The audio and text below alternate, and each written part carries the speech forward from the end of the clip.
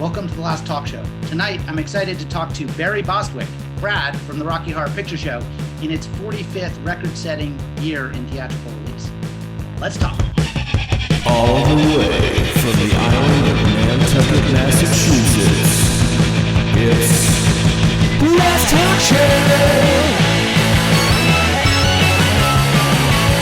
The Last Talk Show!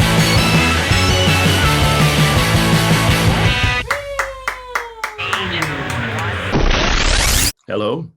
Hello. Oh, I can hear you. Can you hear me? I can hear you. Welcome to The Last Talk Show. We really appreciate you being here. Well, I couldn't be happier. Unfortunately, I'm not in your town. I'm not at your beach, and I won't be physically at your drive-in tonight, but I sure wish I was. When we emailed, you mentioned you'll talk about anything if you can remember it. The movie was made 45 years ago. What do you remember about making it? Not a damn thing. I just remember that it was very cold, and it was a low budget movie, and we made it very quickly. We made it in 5 weeks, and the cast, many of the cast had already done it on stage. Tim and Pat and Nell and all, and Meatloaf had done it on stage in L.A. So the two real newcomers were Susan Sarandon and myself.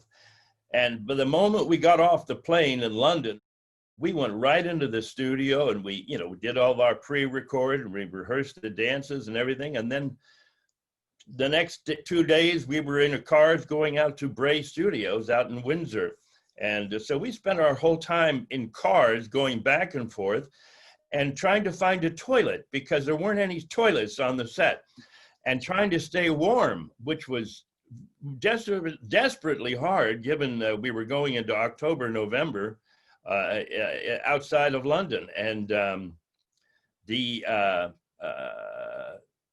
and so I was wet the whole time, and I was in my underwear the whole time. So I was miserable the whole time. What we were making and doing was great, and it was right up my alley in terms of its themes and energy. So I think the energy of the show and the enthusiasm of the people, kept me warm. That manor or castle or town, it was just across the field from Bray Studios. And there's an interesting story about it that I don't remember, of course, but they couldn't, the roof was half off of it. So as we were shooting, the rain was coming down into the building itself.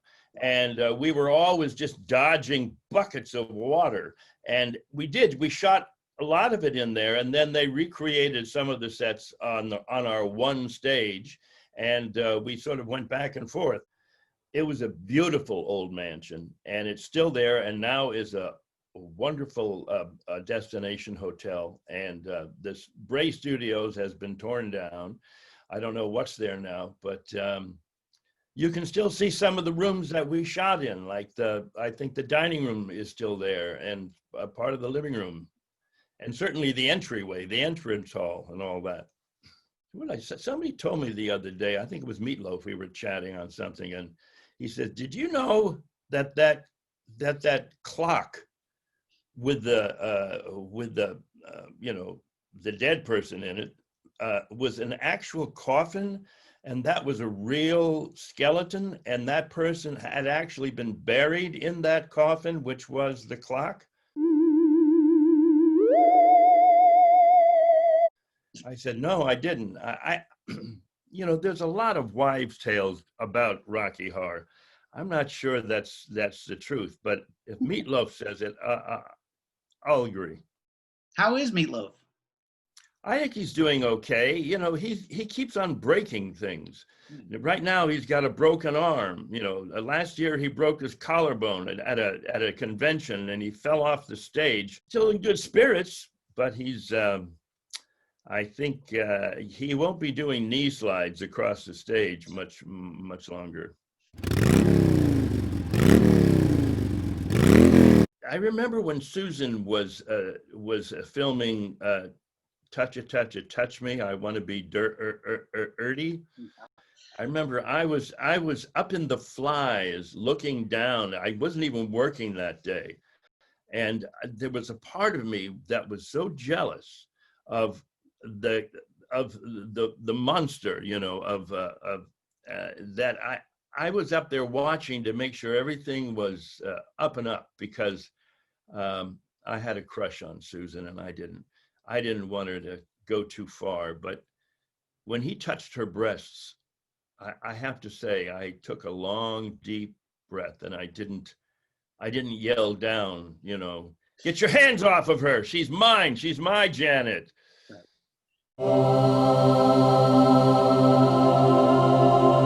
What did you think of the script when you got it? I was a big fan of the musical on stage, and particularly of Tim Curry. He was phenomenal. And the casting agent, Joel Thurm, had an idea that he would put me and Susan together as the young American couple, and he had us come in together and meet them. And basically, I remember it just being a sort of meet and greet. And 20th Century Fox said, well, hire those two people because they're sort of on their way up, and they look perfect for the part. I know Susan was very nervous about singing, but I thought she did a great job. And I wasn't nervous about anything other than leaving the country, which I had never done before. It was a match made in heaven. It's such a So you'd seen the musical in London and kind of had a sense of what you were getting into when you got the script? Here we go. Oh, sure. I look forward to walking around in high heels and a bustier. You know, those were the days when you could do it. You know, I occasionally I try to get into that outfit now, and I go, no, that's it doesn't work anymore.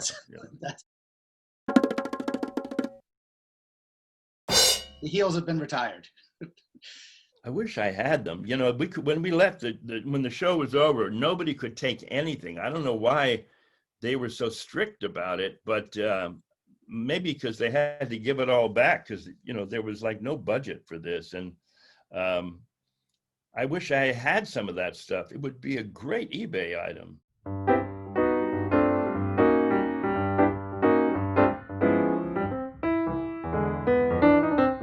Sue Blaine, who designed it, was so up to the moment. I mean, she was just getting stuff off of people on the street, you know, in King's Road. I mean, it was a lot of people, you know, credit her with creating the sort of punk look, the whole punk thing. But she says, no, I got this from this shop over here and this from this shop over there, and it was just how I put it together. In fact, I think Tim's bustier was something that he had worn in another play that she had designed early, you know, a couple of years earlier. And I think her eye was that she put all this stuff together in this crazy, fabulous, kitschy way. You know, as same thing with the set and all of the props and all of the background in this. I mean, if you look at it, you'll never not find something new, and it's something that is I think brilliantly put together. And a lot of the stuff in the background and a lot of scenes came right out of their apartments, you know, because this is who they were, this is how they lived, this was what their sensibilities were. Yeah. Just like Richard O'Brien, who wrote it, you know, I mean, this is really a reflection of his psychosis in a way, you know. I mean, and he's not shy to tell you that this is how he saw the world, not just as a reflection of the B movie, this and that, but I mean it's sort of the life he was living at the time. I always wondering why he hasn't had another hit, but it's, you know, it's the same thing with the guys who did Grease originally. You know, they had Grease, and they never got another hit out of it. It was like something just sparked at that one moment, you know, and Rocky Horror was the same thing. So when the movie came out, it got a little bit of a mixed reaction, but then something happened and it started to grow and grow and grow. When did you realize, oh my God, we might be onto something? Well, it was a big flop. Okay. Nobody liked it. All the critics hated it. And if it wasn't for a few people who believed in it, and Lou Adler, who produced it, was playing at a theater in Westwood, and almost every place else had closed it out. But he kept it open there for a little while and for a couple of weeks. And what he realized was that people were coming back again and again. He was seeing the same faces walk into the theater. And so he sort of got on to this, well, maybe this is something more than just a one-off kind of thing where you come, you see it, and you go away. And then people started actually wearing costumes to some of those original screenings. And it was getting word of mouth, sort of like the stage show had done in LA. And then a bright guy at Fox said, well, why don't we put it on the midnight circuit? It was picked up by a group in, can you hear me? Yep. The lawn guys just showed up. Sal Piro, who was a regular at this theater in New York, sort of started standing up in front of the crowd and going, hey, everybody, this is a Rocky Horror Show. Let's all have great fun, blah, blah, blah, and became like the first sort of interlocutor. And then people were dressing up and then coming, and then people would stand up and start like dancing in the aisles and stuff. And that eventually became a happening, a thing in New York. And so people would come not only just to see the movie, but to see the people stand up and, in their sort of narcissistic way, take over the theater. Yeah. And so it was great fun from that standpoint. And then Sal basically became the one who kept this thing going for years and years, became the head of the fan club, started working with Fox and Lou Adler and promoting it. And it just started opening up all over the country and the world in these midnight movies. And then the shadow casts came to be, where groups of actors would come together and they would do the show in front of the theater, in front of the screen.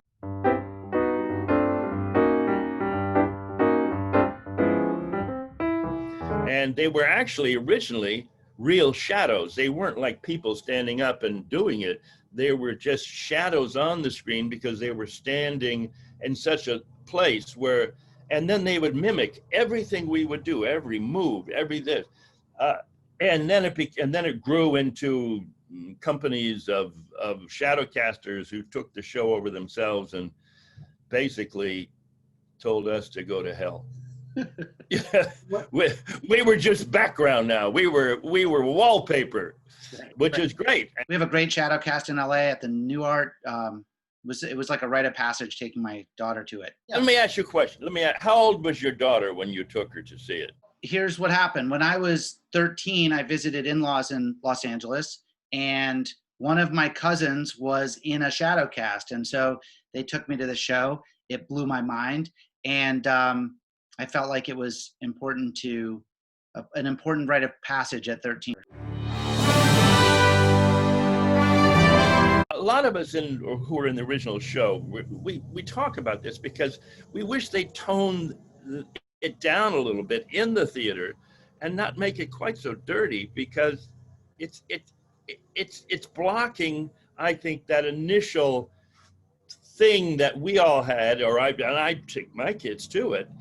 Also at that age, and I wouldn't, but now I don't think I'd do it. And if you're showing this at your drive-in and there's any kids under the age of 18, they probably only got in because they were in the trunk of the car. What I like about it is that it feels like chaos, but it's a controlled chaos, and it really is a safe space to explore some weird edges. And that these shadows casts really have ethics and a code of conduct. That's true. In fact, I was just thinking about this the other day. I was thinking, I mean, how many, after 45 years, people still look forward to going to the theater on a midnight and take their clothes off and run around in their underwear, and I'm going, God bless them. I think that's great. I wouldn't do it, but as you're saying, it's a safe place to act out, because that there are some ethics. There are some people who are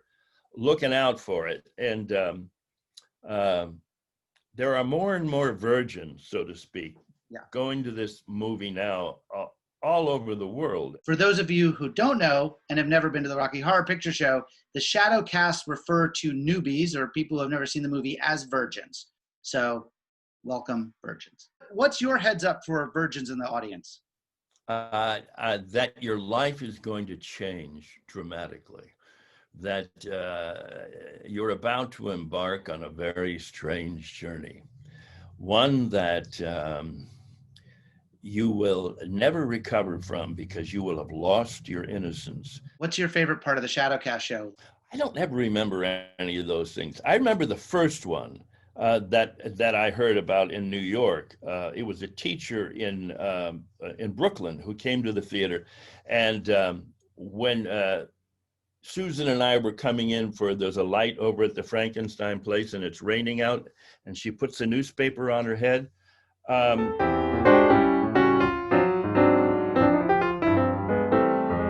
One of the people in the audience yelled out, "Buy an umbrella, you cheap bitch."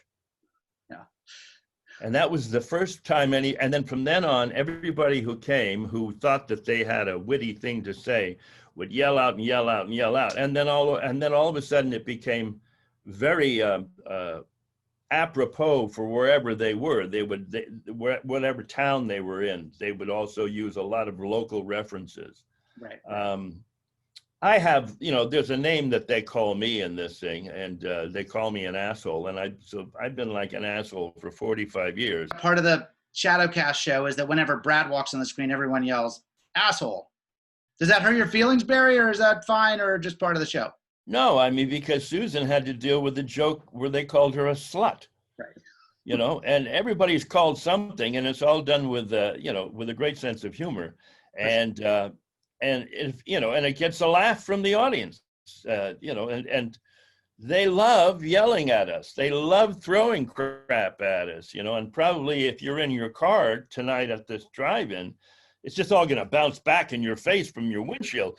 But, just have fun. I think what you should do is encourage people to honk their horns, blink their lights, and yell out their windows. Damn It, Janet, Sweet Transvestite, Over the Frankenstein Palace. So many of these songs are your voice. Do you ever sing these anymore? No, I had a song in it called Once in a While that was cut because it just slowed the movie down. And I totally understood why it was cut. But it's a song that I think ended up on one of the DVDs somewhere. And it's a ballad. And it's right after I get nailed by the Frankenfurter. And I sit on the bed and smoke a cigarette and sing this song about lost love. Sometimes I will sing that if it's a convention or if it's a Q&A or something. And I will just spontaneously start singing it, at least the first two verses that I can remember. And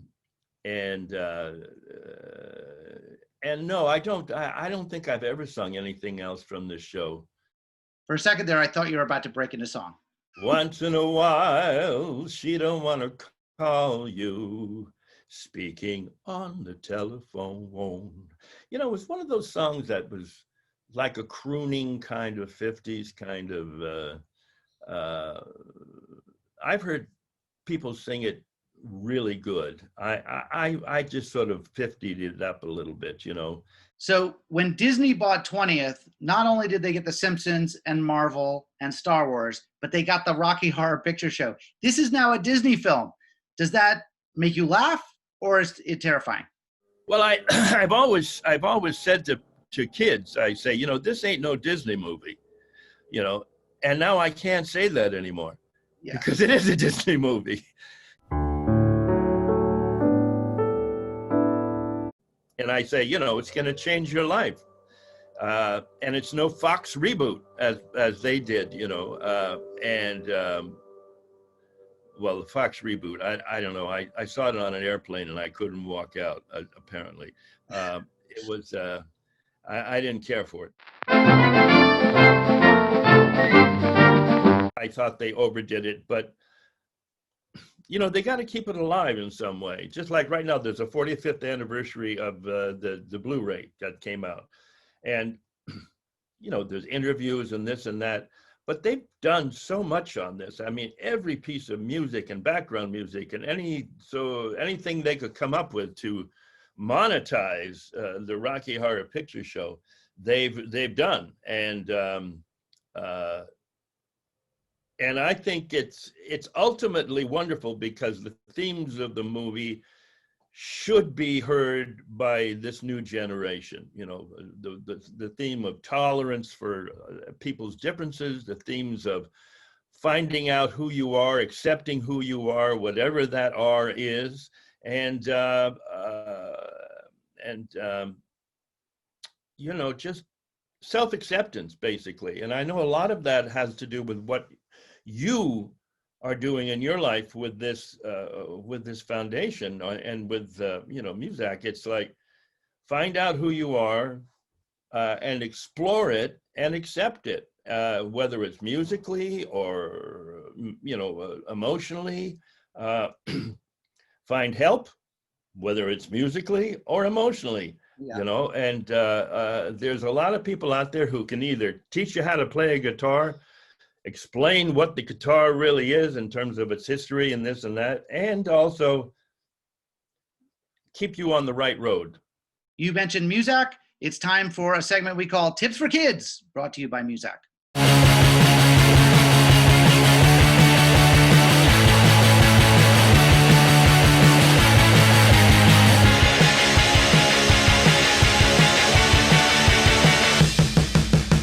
Come on, guys, help the kids out. Go to musack.org.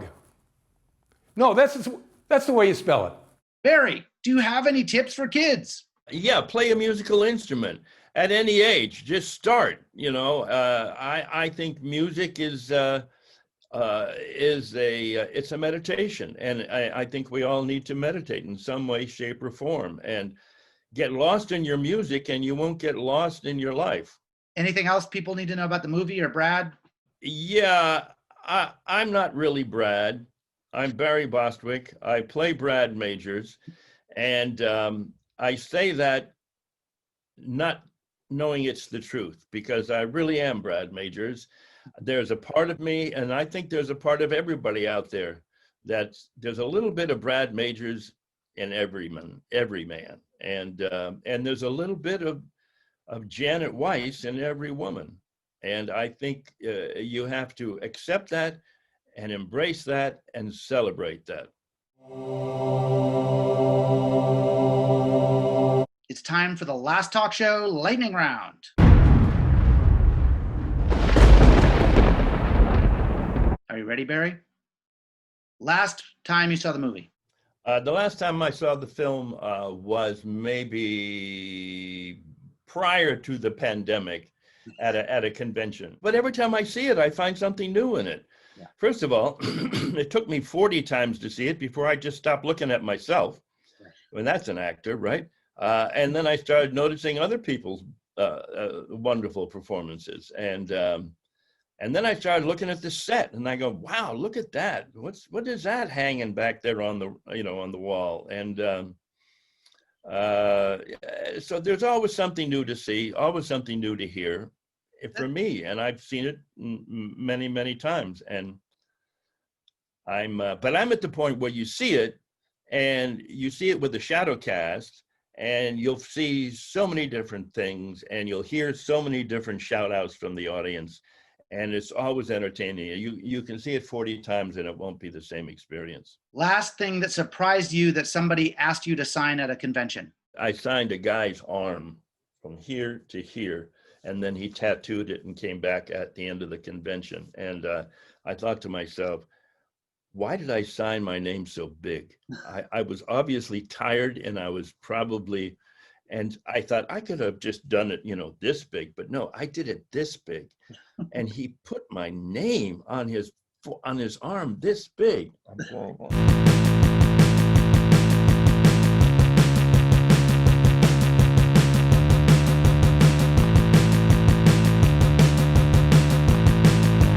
And Barry, thank you so much. I'll give you the last word.